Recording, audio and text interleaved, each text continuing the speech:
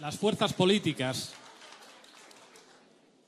no se definen por sus dirigentes, ni por sus cargos públicos, ni por sus portavoces que aparecen en televisión. Se definen por sus militantes. Gente anónima que no gana dinero por hacer política, a los que nunca harán una entrevista en televisión, que no tomarán la palabra desde una tribuna, pero que son el corazón de las fuerzas políticas y la razón por las que nosotros y nosotras estamos aquí. Somos perfectamente conscientes de lo que habéis tenido que aguantar, de lo que tenéis que aguantar y de lo que vais a tener que aguantar. Pero gracias a vosotros y a vosotras, en este país todavía es posible que algunas cosas cambien. Muchísimas gracias, compañeros y compañeras.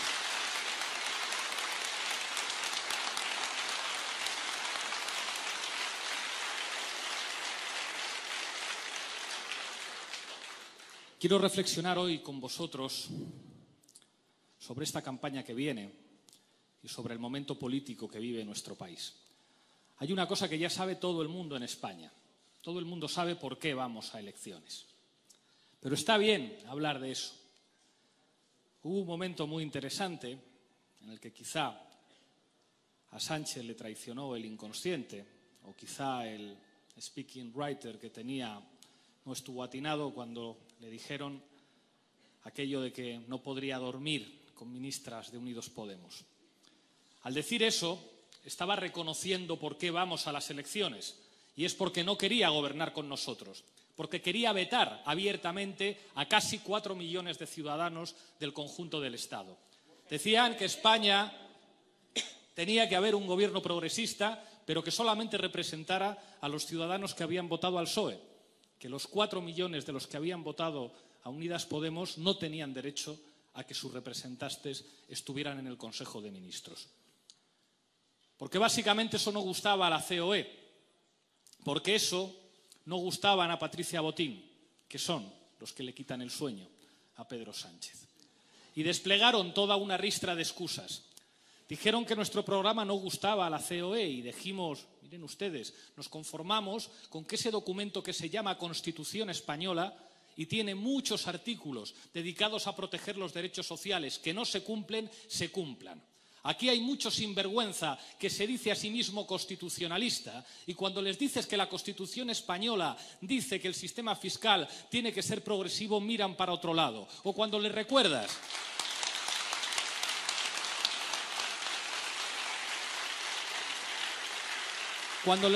que la Constitución española protege el derecho al trabajo, dice que las pensiones se tienen que actualizar o dice que la vivienda es un derecho, miran para otro lado. Les dijimos, no se preocupen, señores del PSOE.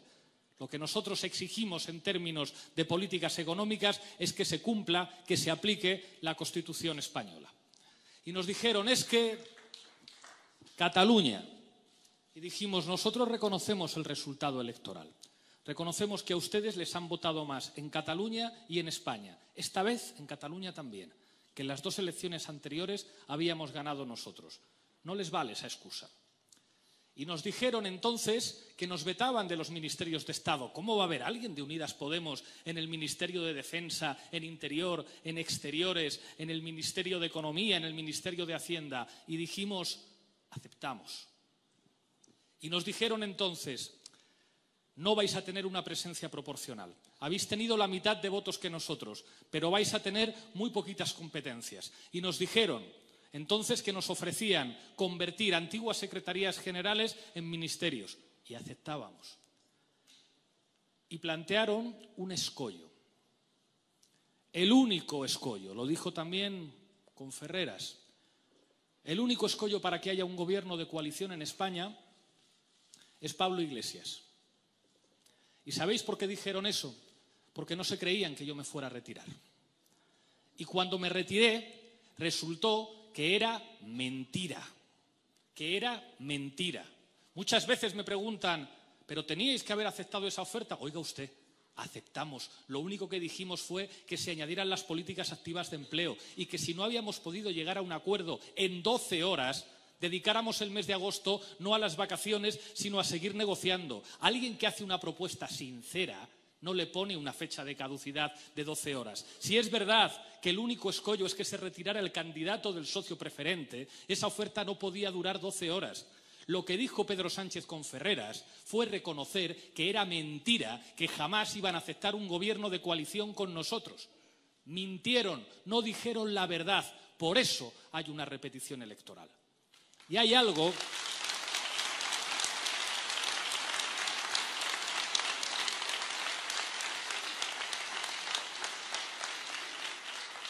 en lo que yo me equivoqué. Yo me creía a Pedro Sánchez cuando me prometió que haríamos un gobierno de coalición. Me lo prometió antes de las generales y después de las generales. Me lo creí. Y me creí que cuando lo dijo lo del escollo estaba diciendo la verdad. Me equivoqué. Pero sospecho que no soy el único, que hubo muchos españoles que pensaron que Pedro Sánchez era diferente a Susana Díaz. Que ese Pedro Sánchez, que se vio empujado por una militancia socialista valiente, que derrotó no solamente a los aparatos de partido, sino a todos los aparatos mediáticos de este país para ganar a Susana Díaz, iba a ser alguien distinto, que era diferente a Susana, que él nos iba a entregar al Partido Popular y a Ciudadanos, que él iba a apostar por la izquierda, porque hizo una campaña básicamente pidiendo el voto de toda la izquierda para que no gobernara la derecha. Y desde el momento en que ganó las elecciones empezó a pedir el apoyo al Partido Popular y a Ciudadanos.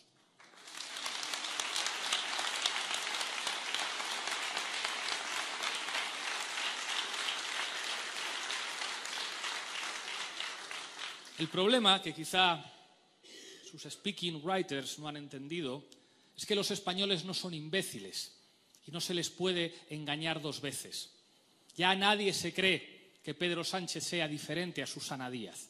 Ya nadie se cree que no vaya a mirar al Partido Popular y a Ciudadanos. Nadie se lo cree. Y precisamente porque nadie se lo cree, existe la posibilidad de que nosotros seamos más fuertes y que no sean capaces de cerrar el ciclo. Alguien dice, ¿cómo es posible que haya habido 4 procesos electorales en 4 años en España? Es muy fácil de entender, muy fácil. En las elecciones de diciembre de 2015, Podemos tuvo 5 millones de votos, Izquierda Unida tuvo 1 millón de votos. El espacio electoral de Unidas Podemos tenía 1 millón de votos más que el Partido Socialista. Hubiera sido de sentido común hacer un gobierno de coalición, ¿verdad? Pues no. El PSOE prefería irse con Ciudadanos y tratar de obligarnos a nosotros a que nos abstuviéramos en un gobierno de Rivera presidido por Sánchez. Y hubo repetición electoral. ¿Por qué? Porque no querían gobernar con nosotros. Porque en este país existe una prohibición tácita de los poderosos para que nosotros no entremos en un Consejo de Ministros. Y hubo repetición electoral y tuvimos 5 millones de votos, casi los mismos que el PSOE. Y había números para que gobernáramos juntos y nos dijeron no hay números. Y echaron a Pedro Sánchez del PSOE no porque quisiera gobernar con nosotros, sino porque quería repetir las elecciones otra vez hasta que la gente votara como a él le interesaba. Y sí que había números, porque al final conseguimos hacer una moción de censura. Pero ¿cuál era la diferencia entre la moción de censura y llegar a ese acuerdo después de las elecciones de junio? Que en junio había que meternos en el gobierno. Y en la moción de censura que nos trabajamos nosotros podía haber un gobierno en solitario, porque lo fundamental, la clave en estos 4 años era evitar que Unidas Podemos pudiera entrar en el gobierno de este país.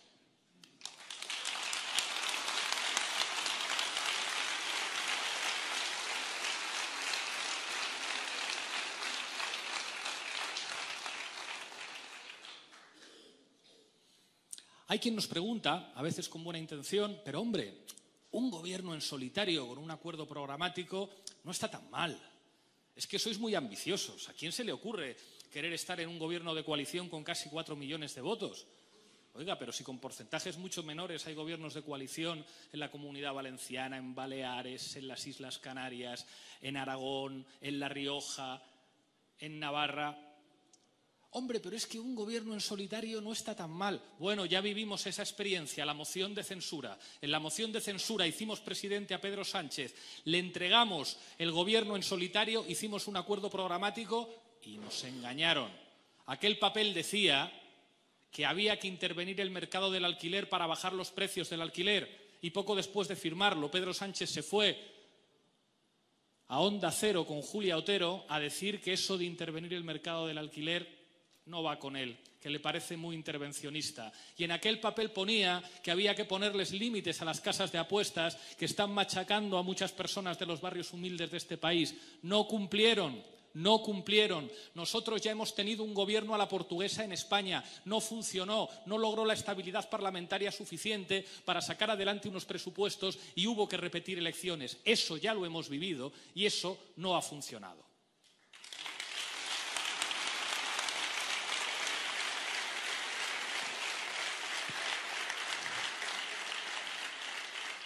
Y hoy, a pocas horas de que Mariano Rajoy y Felipe González hayan dicho que en este país tiene que haber una coalición difícil entre el PSOE y el PP, yo os quiero decir que la única garantía de que no haya una coalición entre el PP y el PSOE es que Unidas Podemos después del 10 de noviembre esté muy fuerte. Esa es la única garantía.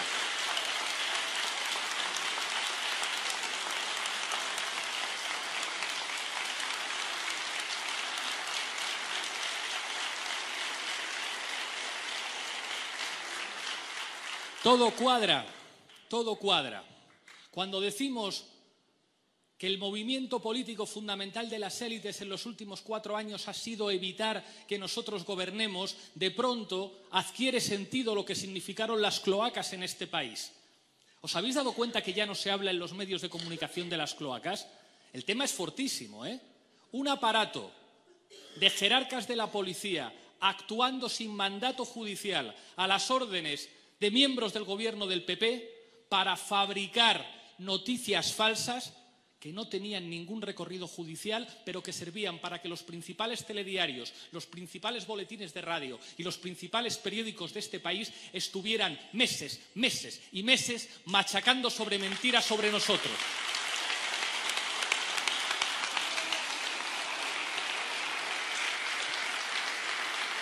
Y resulta que Villarejo está en la cárcel, pero de este tema se habla poco. Pero resulta que el jefe de comunicación de la Moncloa entregó a Villarejo un pendrive con información privada de una militante de Podemos a ver si nos podían hacer daño, pero de esto se habla muy poco.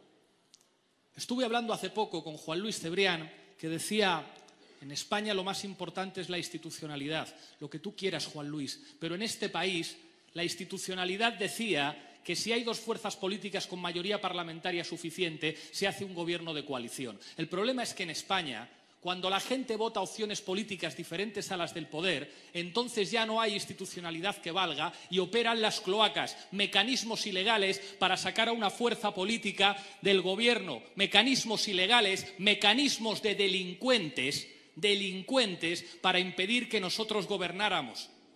Y es espectacular.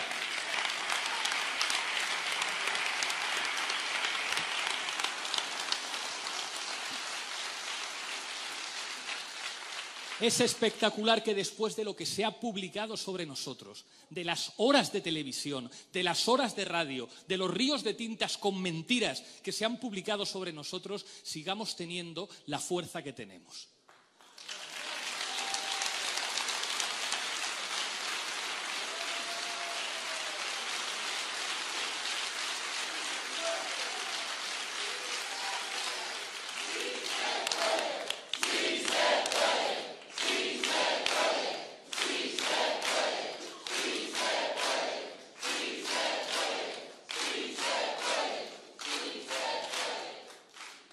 ¿Por qué será el plan?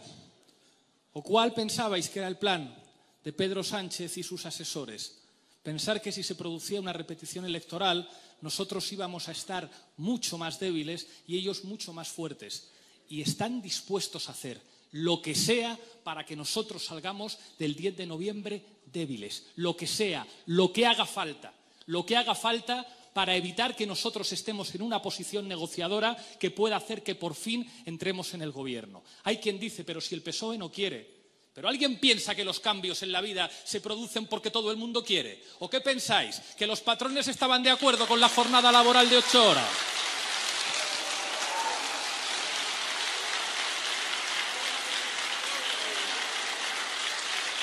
En este país, ni siquiera algunos sectores de la izquierda estaban de acuerdo con que las mujeres pudieran votar. Las grandes conquistas sociales se consiguen empujando, empujando y empujando.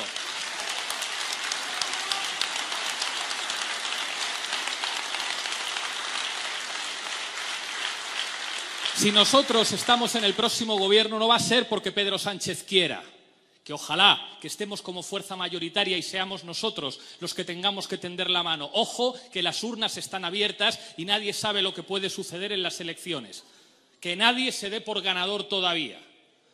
Pero si eso ocurre es porque tenemos la fuerza suficiente para conseguirlo. Porque los votos son muy importantes. Por eso las cloacas. Por eso las repeticiones electorales, para impedir que nosotros entráramos a gobernar. Y yo no soy ningún ingenuo. Sé que desde el gobierno no se puede cambiar todo, pero se pueden cambiar al menos dos cosas en España. La primera, que el gobierno de España deje de ser un coto privado de los amigos de Florentino Pérez.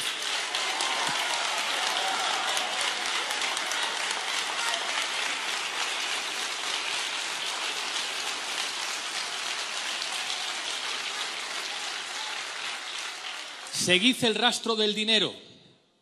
Estudiad los vínculos con Florentino Pérez de figuras de la política que tienen el beneplácito de los medios de comunicación. Estudiad la estructura de propiedad de los medios de comunicación para ver cómo los bancos y las grandes empresas tienen el poder de comprarse lo que leéis, lo que oís y lo que veis en los telediarios.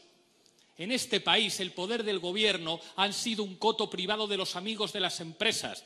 Por eso Felipe González y Mariano Rajoy se llaman a sí mismos Winston Churchill.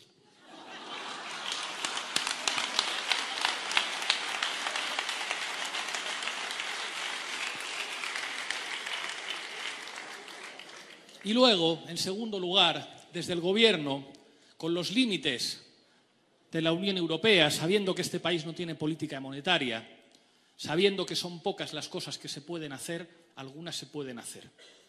Todo el mundo en España sabe, y esto lo reconoce hasta el PSOE, que en este país hay un salario mínimo de 900 euros porque nosotros existimos. Bien, pues si nosotros estamos en el gobierno, algunas cosas más pequeñas pueden cambiar. Si nosotros estamos en el gobierno, se van a intervenir el mercado del alquiler para bajar los precios del alquiler en este país.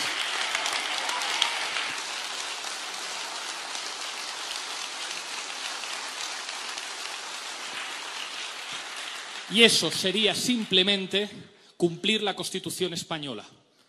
Si nosotros gobernamos en este país, las casas de apuestas a lo mejor buscan otros países en los que ir a destrozar familias.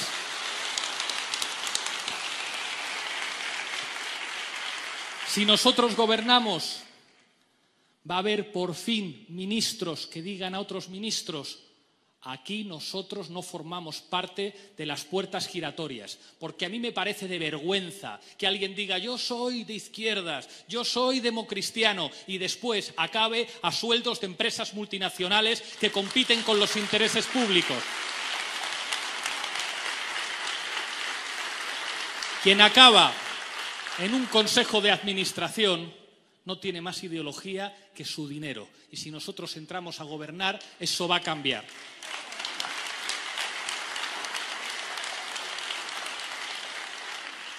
Hemos podido cometer muchos errores, pero hemos demostrado algunas cosas. Que a nosotros no nos compra nadie, que nosotros no tenemos precio.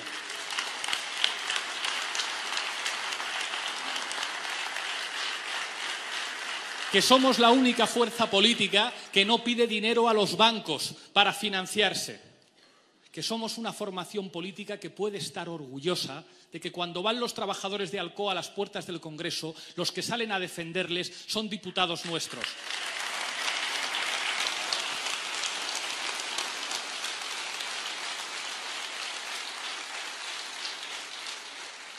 Y es un honor que se haya pretendido denunciar por atentado a la autoridad, una vergüenza cuando los vídeos están a disposición de todo el mundo, a PAM, a Rafa Mayoral, a Yolanda Díaz, a nuestros diputados que estuvieron demostrando que todos los diputados en este país no tienen por qué ser como los señores encorbatados del PP, del PSOE y de Ciudadanos, que se puede estar en las instituciones de otra forma.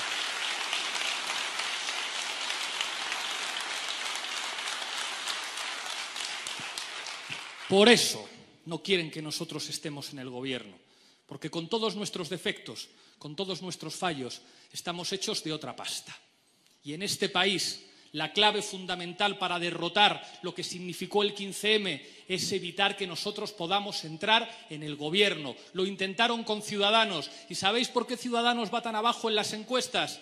Porque no jugó el papel que le tenían asignado en el IBEX 35 de facilitar el gobierno de Sánchez. Ya nos fuiste útil, Rivera, ya no te necesitamos, ahora la apuesta es Casado.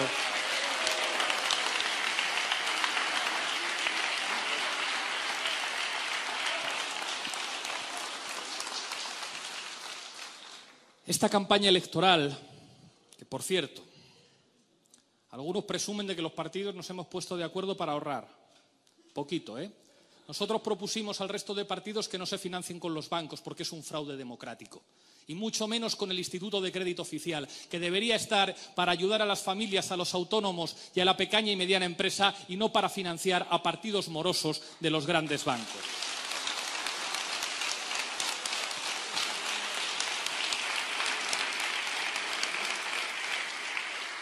Y dijimos, ¿por qué no más debates? Esto es curiosísimo que no se hable en los medios de comunicación.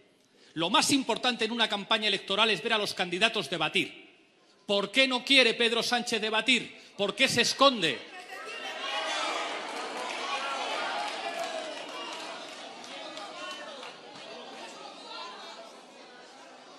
Es una obligación democrática.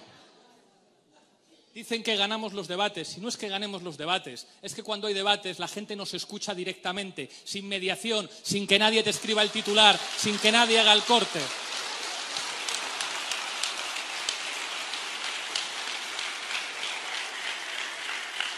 Es una vergüenza que haya alguien que quiera ser presidente del gobierno y que no tenga problema en que Ferreras le haga 5 entrevistas, pero debates no. A los debates no. Es una vergüenza democrática y una falta de respeto a tus propios votantes. Los votantes de Pedro Sánchez le quieren ver discutiendo con otros candidatos, no haciendo entrevistas facilonas.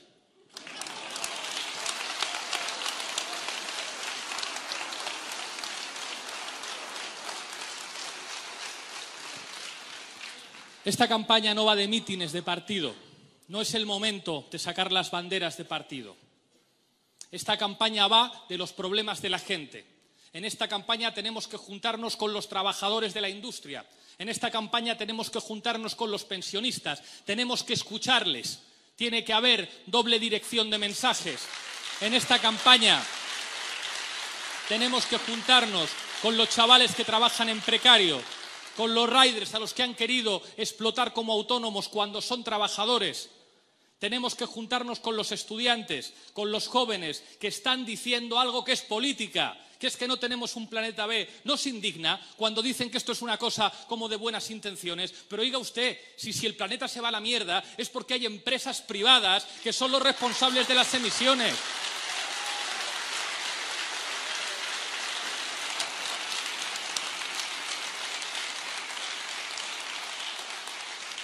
Esta campaña no va de las etiquetas.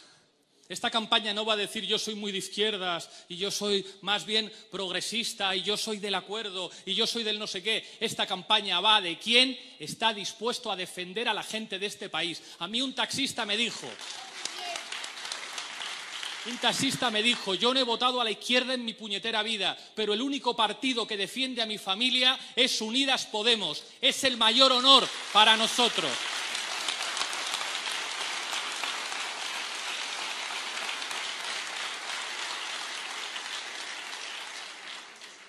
Por eso en esta campaña hay que hablar de qué partido se atreve a bajar el precio del alquiler, de qué partido se atreve a hacer una empresa pública de energía para que baje la factura de la luz y para que esto del cambio climático no sean buenas palabras y lacitos de colores, sino políticas que pongan límites al oligopolio energético y que asuman una transición energética sabiendo que hacer política es defender intereses, no conciliarnos y ponerse enfrente de esas eléctricas que se compran políticos para llevarlos a sus consejos de administración.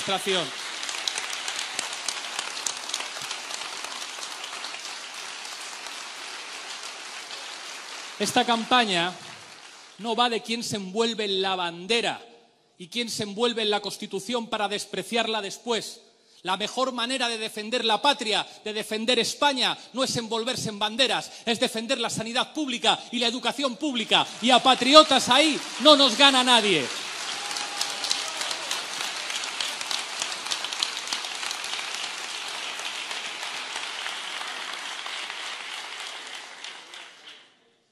Y en esta campaña el papel de los militantes es crucial, porque sin el boca a boca la campaña no funciona. Tenéis que hablar con vuestros amigos, con vuestros compañeros, con vuestros familiares, para decirles que votar es algo muy importante. Decía Ione, hablaba de los jóvenes que se han tenido que ir, de los trabajadores migrantes que trabajan para que algunos podamos recibir una pensión después. Pero yo también me quiero acordar de los más mayores. En este país tuvo que morir gente para que se pudiera votar.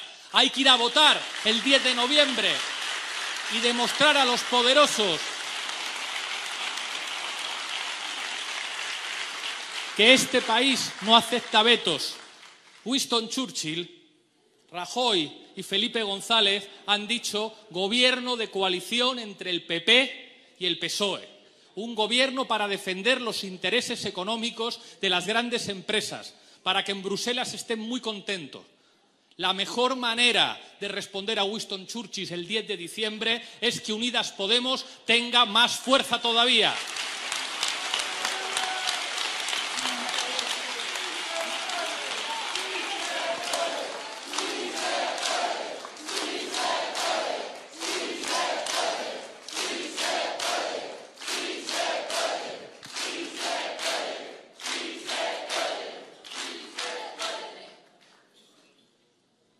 Uno es también las cicatrices que lleva en el cuerpo. Y lo que no te mata, te hace más fuerte. Nos han golpeado durísimo, durísimo. De todas las formas en las que se puede golpear a alguien políticamente. Y yo sé cómo habéis sufrido muchos de vosotros y vosotras estos últimos años.